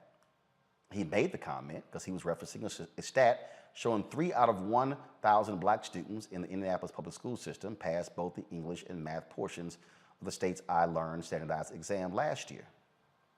This is his apology. I should have been clear in stating what I truly believe to be the biggest obstacles to improving our children's academic performance. I sincerely regret my remarks have been hurtful to others, and I apologize for it. Mark Russell is the Director of Education and Family Services for the Indianapolis Urban League. He joins us right now. Mark, he was real clear in terms of exactly how he felt. He just simply got busted. No doubt about it, Roland. No doubt about it. The thing that jumps out to me on this whole deal is this notion that black folks don't have a respect for learning. What this speaks to is this notion from Republicans, how they love to ignore all the other aspects that go into education. They ignore prenatal health care for the mother.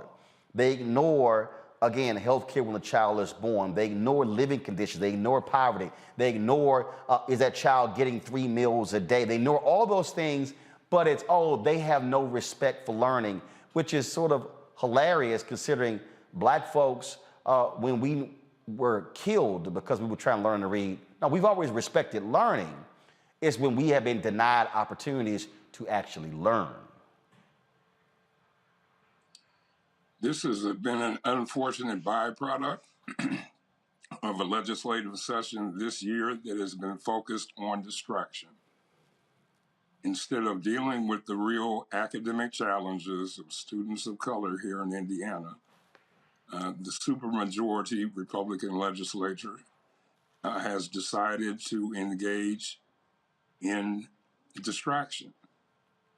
So their major focus has been on a CRT bill that would restrict what teachers can teach about factual, actual events rather than helping the majority of our students succeed. And it's a sad symptom of what's going on in America today, where it is very hard to continue to be a Black person in the United States of America. And this roadshow of ignorance has made its way here and has been focused on children that can least afford to carry the weight, which is children of color. And the thing that is crazy here, this is the person who is the education chair. He controls the money. Yes, Mr. Banning has been a long-time chair of the House Education Committee. I've dealt with him, and the Indianapolis Urban League has dealt with him in good faith over many years.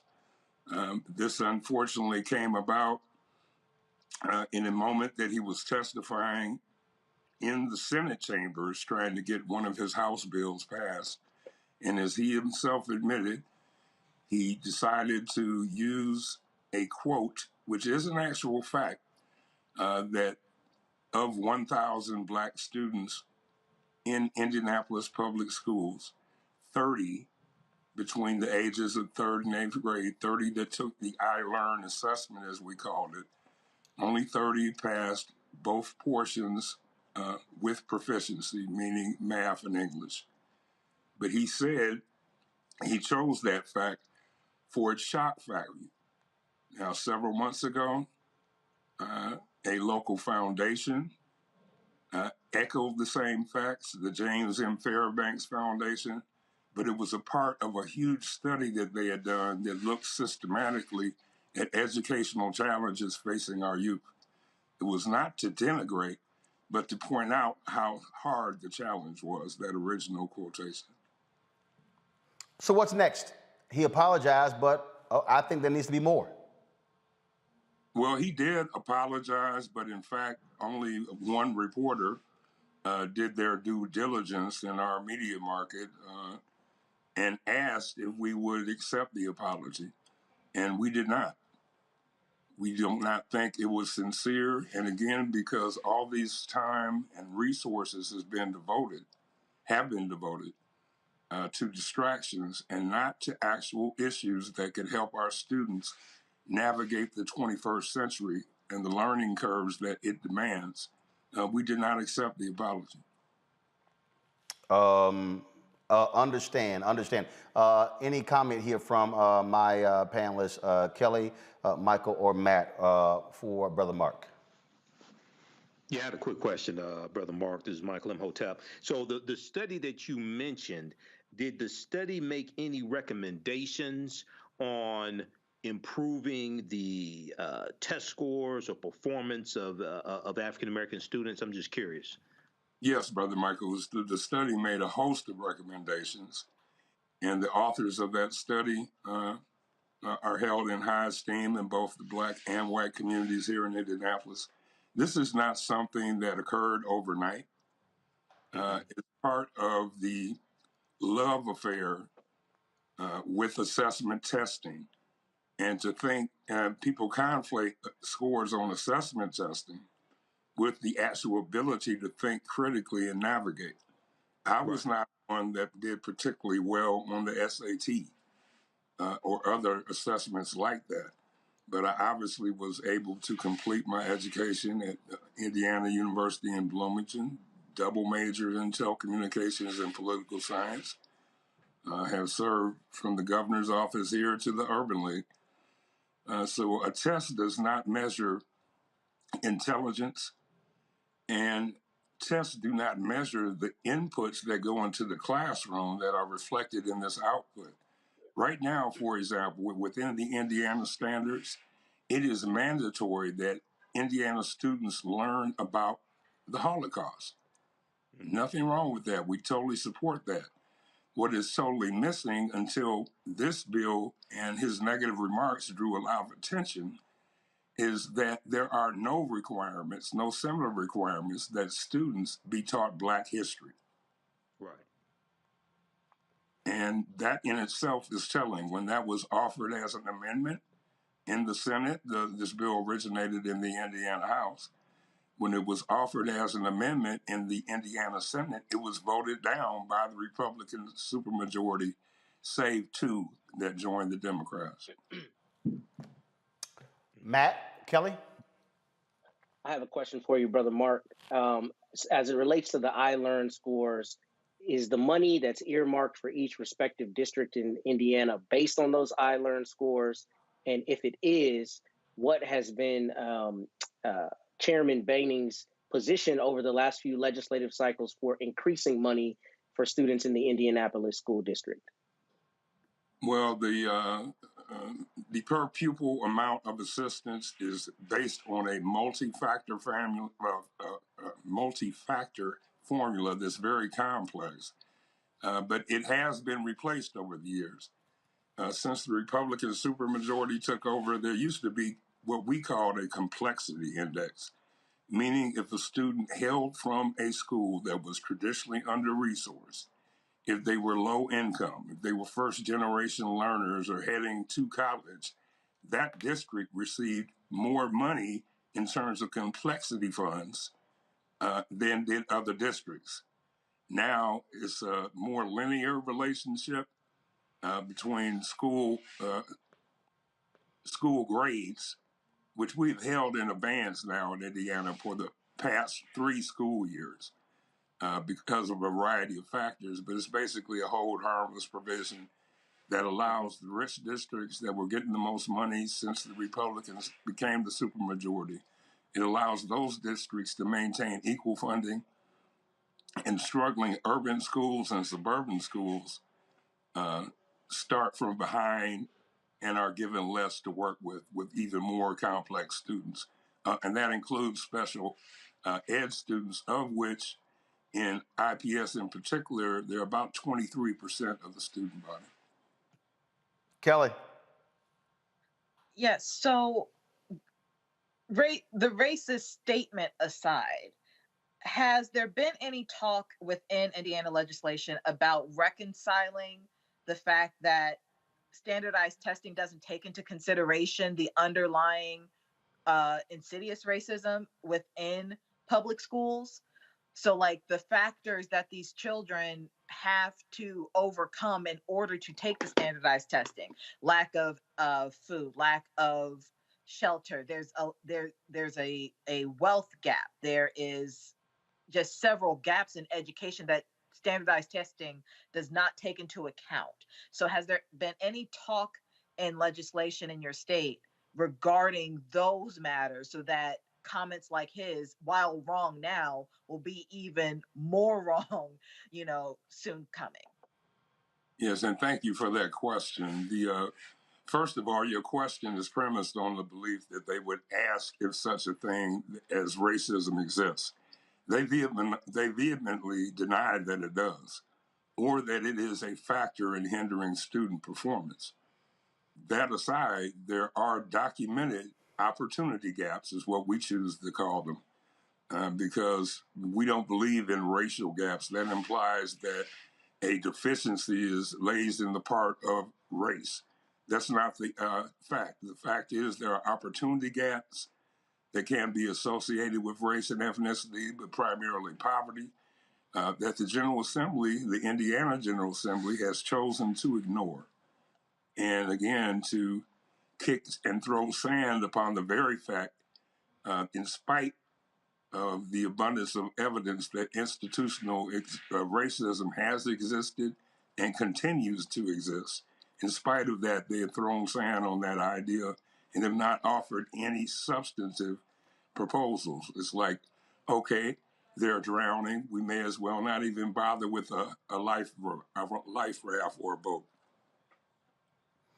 Well, look, keep fighting a good fight, keep putting pressure on him. And the bottom line is we know now what he thinks, and now he has to make amends when it comes to allocating the money. Mark Russell, thanks so much. I appreciate it with the Indianapolis Urban League. Thank you for your time and commitment. Thank you, sir. Thank you very much. All right, folks, a former Indiana teacher at Jimtown High School faces battery charges for assaulting a student. Last week, Michael Hosinki chased a student down to confront him about his attire, specifically his hoodie.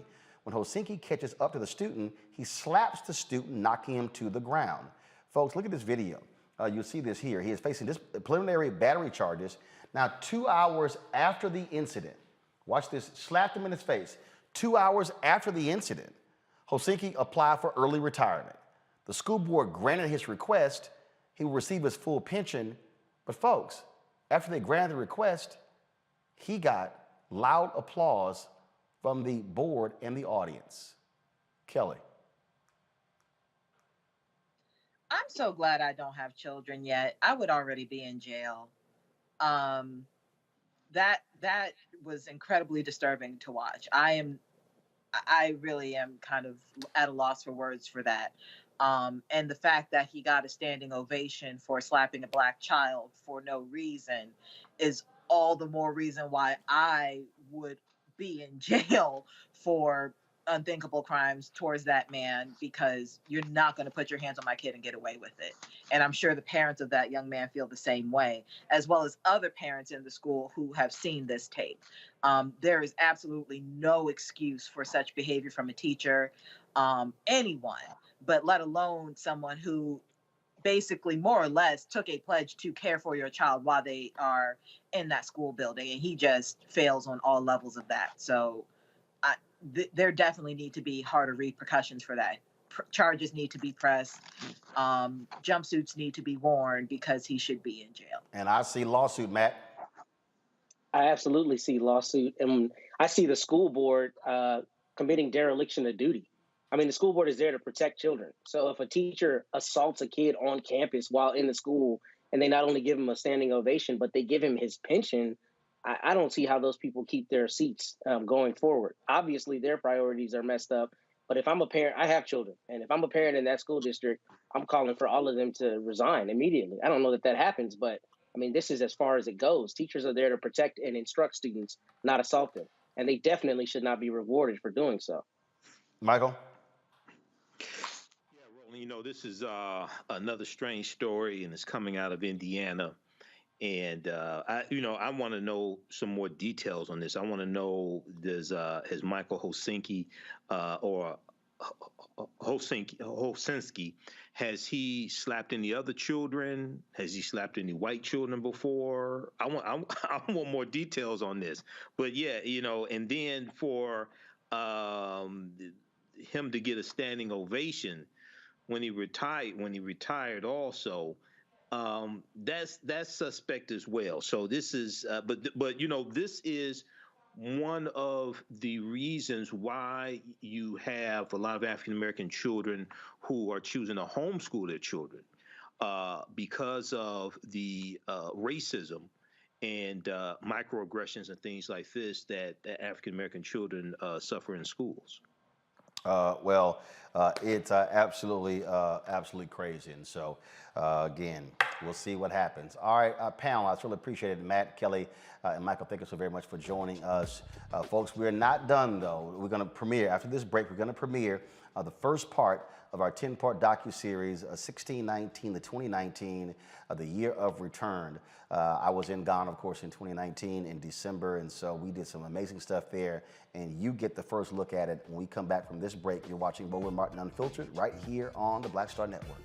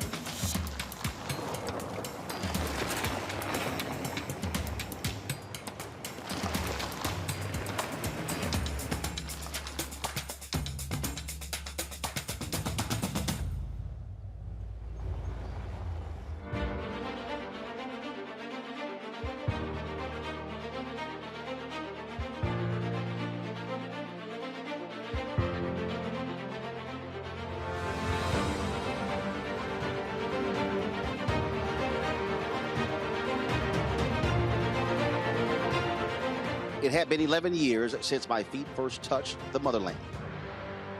I visited Ghana in July 2008. It was an amazing time in the world. A month later, Senator Barack Obama would accept the Democratic nomination for president. And people of African descent all over the world were excited. I took time off from my duties at TV One and CNN to speak at a technology conference in Accra, Ghana, and to visit several places during my 10-day journey. 11 years later, numerous black celebrities and influencers were visiting Ghana and other African nations, which Ghana dubbed the Year of Return, marking the 400th commemoration, the beginning of people of African descent in the United States. The goal was to complete the circle and reunite the African diaspora. Now, some called it nothing more than tourism bounty for Ghana and other African nations. But for many people of African descent, represented a spiritual, cultural, and historical journey to link the past with the present.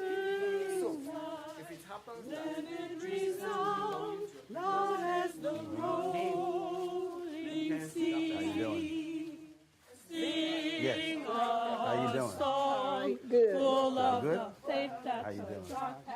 How's it going? How you doing? How you doing? You good? All good? All good. What's up, man? How you doing? I'm all good. Good. Good seeing you, baby.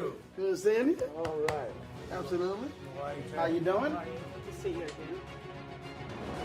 Now, I wanted my trip not to be driven by celebrities and influencers, so I bypassed many of the other trip offers that were available and accepted the one with Desmond and Sheena Mead, grassroots activists in Florida who led the passage of Amendment 4, which restored the voting rights of formerly incarcerated people in that state. The connection is something I could never have imagined. I'm trying not to get emotional and let my eyelashes fall off on this TV screen because I know all your millions of viewers are watching. But even tonight, it's just been a missing piece of history that is missing from our education system back in the States. Our people just don't know. And I feel like when you know where you come from, you know where you're going. And I definitely have clear direction more on my purpose, what we need to do as a people, as black people, how we help our motherland here. And it just feels good to be home. Our group united at JFK Airport in New York City on December 19th for our 10-day trip to Ghana. Our excitement was undeniable. All right, so we're on the plane here. I'm about to take off. We're all seated. Desmond back there. See him back there. So we getting ready for this journey to Accra. 10 days. We'll be there. It's going to be running gun big time. And so really looking forward to it. Our Ghanaian trip was organized in conjunction with the God Box Foundation. We sat down at the year steering committee on the board, trying to hold the significance to of what the 400 years meant. From the moment we cleared customs, our trip was off to a fast start.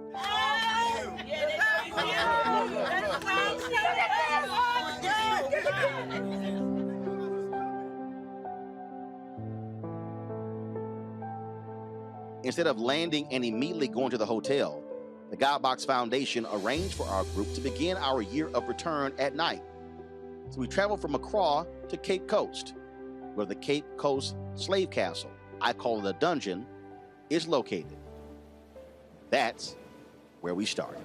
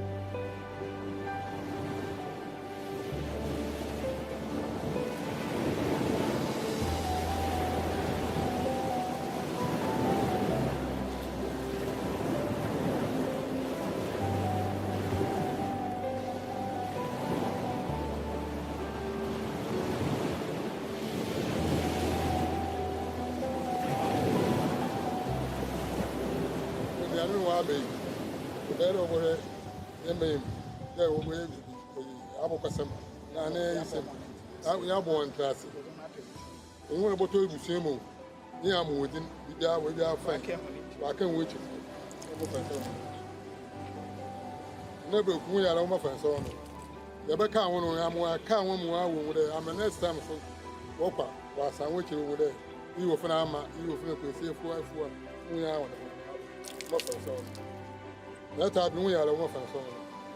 No, I want cabo.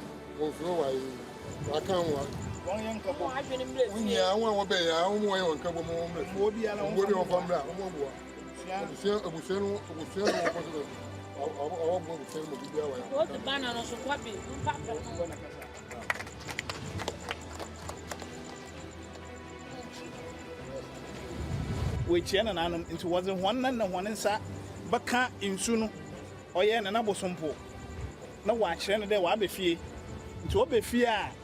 And I was some more on a quite be rear and sana. Ya by hen if ye can say, oh, yeah, hen castle. Ya boom. No, you may be over piano as I shared. So we have to, now that we've done that, we're going to go down and you have to touch the water. That's our ancestors. The ancestors are here, like I told you. You go, you touch them, you let them know that you're here so that they can give us the blessing before we go inside the door. So if you can.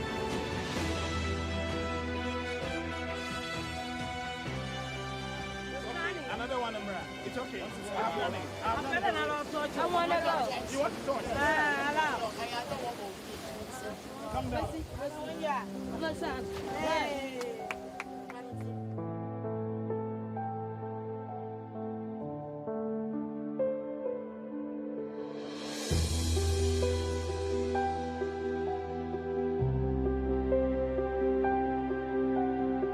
That's been me, the brother who led him in Florida. That's him about to walk down into the water as well. And so that's why several of them keep asking me to take my shoes off. I realize that I'm live with the show. So what's happening is there's literally that door, you can't see it here. This is the castle here. This is the castle here.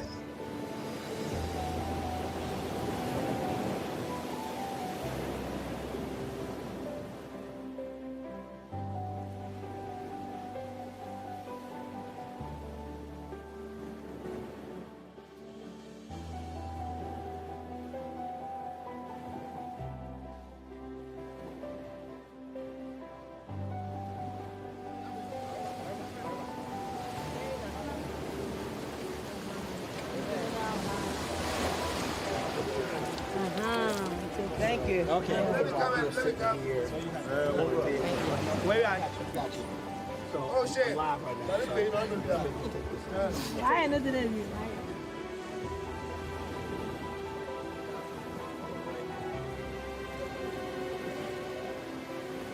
This actually is never done. This is done with the God Box Foundation and the God Box Tours because we want to have a spiritual experience with the people. It's not just a regular tour. Definitely a wow factor. As I walked out, I didn't know what I was going to do or what to expect of it. But as my feet touched the water, I just felt to open up my whole spirit. Just open up my whole spirit and receive whatever God wanted me to receive through my ancestors, and just letting them know that they didn't die in vain. That that the fight goes on, the journey goes on. And we're going to carry that journey, especially as represented as black women in America. And just seeing this whole experience that the system is still, when I look at this, when I stand here and just imagine and see prisoners in the yard in the United States, and the prison walls, that's what I felt, that's what I seen. And I'm just like, it's just a lot of stuff I'm communicating right now in the spirit that it's just I probably won't even understand it all until I leave. But I know God sent us here. I know we're here for a purpose. I know the ones that came as a group is something that God is calling us to do, it's very emotional to me because you read about it in history. You talk about, you see it on our side, of the United States, but to actually come here and see where the story of slavery started, and connecting the dots, it's just a wow factor for me right now. He said it's time to go. Thank you. It's all right. We'll be back. You got it? All right. Yep, my knees work. That's what we do. Hold on 1 second. That's what we do out here. I got you. I appreciate it. So this is a different experience. It's going to be dark inside. This is deliberate. We turned off the lights inside. You might not see too much, but you're gonna feel everything.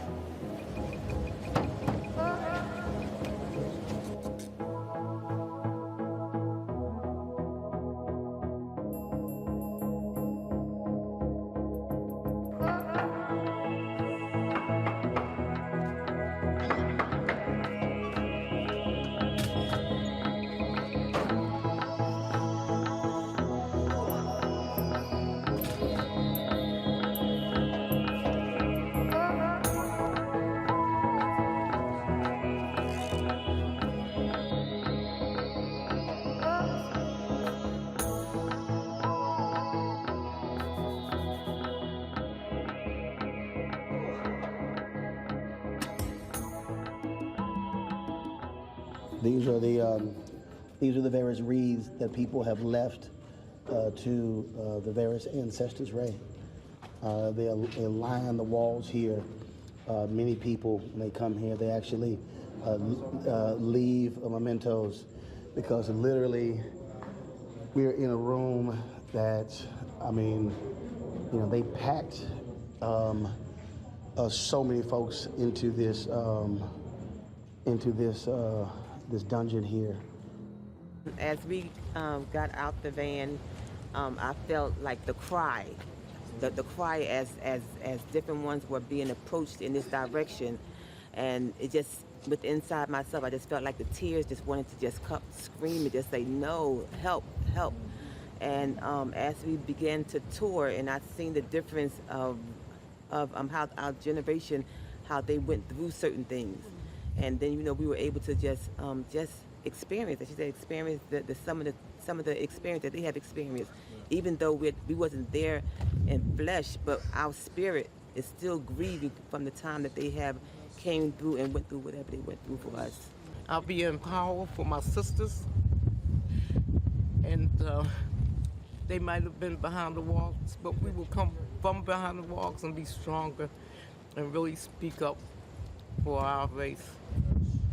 And one of the brothers kept saying, I'm sorry, Mommy. I said, no, you know, I'm sorry for y'all, because y'all experienced the first part. And we got the impact of it. Our grandmother and grandfathers over there being beaten and can't vote and getting bombed in their house for trying to stand up and be in power, you know.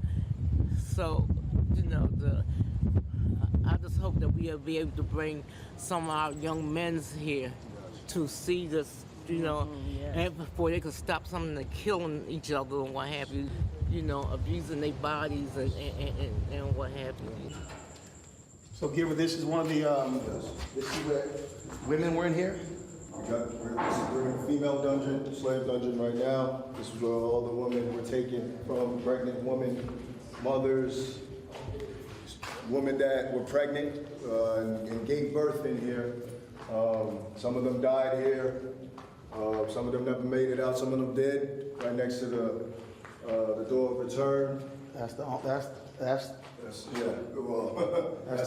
window. That's the window. That's the one thing that they had to breathe through. Initially, if we come tomorrow, we could see there's a certain level at the bottom where some of the feces, you know, because they had to do everything in here. I mean, you can imagine the kind of experience they were going through. Some of them never made it out. And when they did, sometimes they were buried right here in this castle, because you had families that were waiting outside looking for their family members, hoping to see them. So they made sure that they never made it out of here. A lot of the times they won't tell you, but we're actually walking on a graveyard. Some of our ancestors were buried right here. I think a couple years ago, Smithsonian came in. They dug up some stuff. They saw boxes of bones all throughout. In fact, there's a mass grave where the people were standing. That's over there. I mean, I was here in 2008. I mean, it's totally different. Being here at nighttime. Yes. I mean, you hear the water. I mean, it's gorgeous skies, breeze, but it's just pitch black. Terror and that happened. Yeah. I mean, I couldn't imagine families standing out there and having any idea what happened to their family members. I mean, this is the atrocity that folks don't want to deal with. And I'll have some whites who will say, oh, you know, Africans sold people into slavery. But I remind people that the Africa that took part, those slaves remained in Africa. Yes.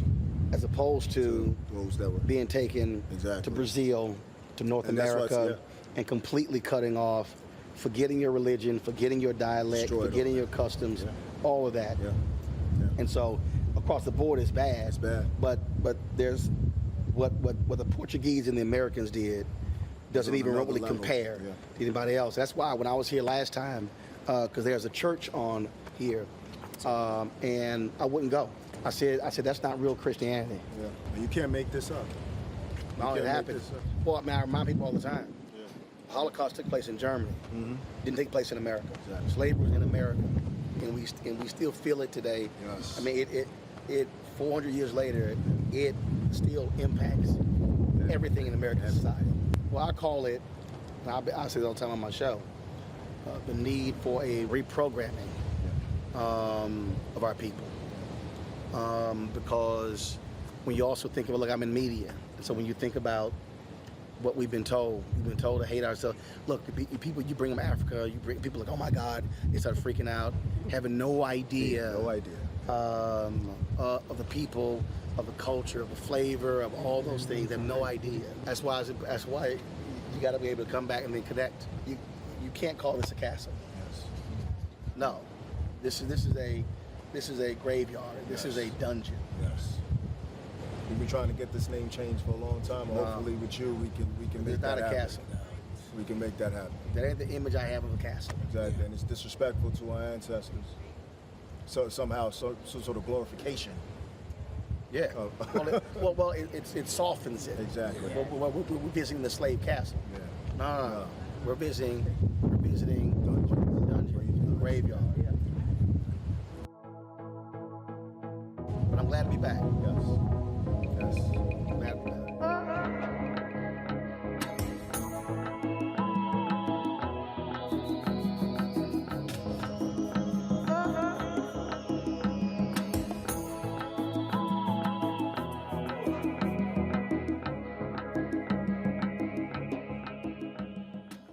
So, folks, it was certainly an amazing experience. We are going to be airing a new episode every Friday.